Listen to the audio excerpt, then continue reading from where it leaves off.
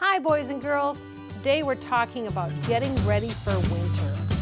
When winter comes, it gets very what? Hot? Oh, it gets cold. We have to put on big thick jackets. You're right.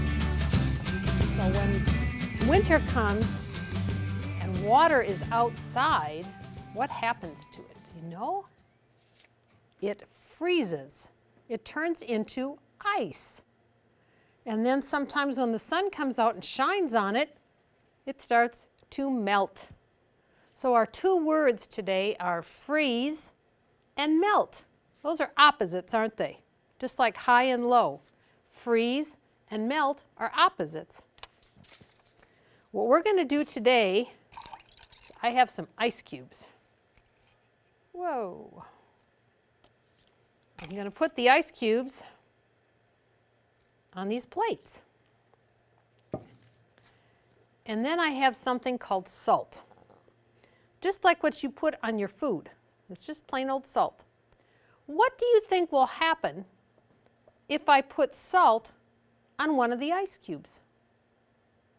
You think it'll taste better? Maybe it will. What else do you think might happen if I put salt on these ice cubes? You think it'll turn red? Oh, you think it'll turn blue? Those are all very good guesses. Remember we said guesses are called predictions? Well, let's see what happens when I put a little salt on one of the ice cubes. Whoa, that's more than a little. Do you see the puddle of water that's starting to form?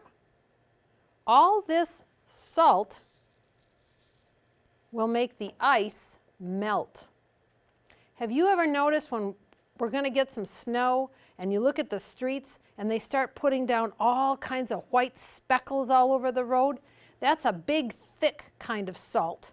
And it does the same thing. It makes the ice that's going to be on the road melt so that we can drive safely and we don't get into accidents. Sometimes you'll see it on the sidewalk before you go into a building. You'll see little white speckles of salt. And again, they put that there so you don't slip and fall on the ice. They're trying to get all the ice to melt. Look at my two ice samples. One is melting, the one I put the salt on. See that water running? The other one hasn't melted at all yet. It's going to take it quite a while to melt. So ice is frozen.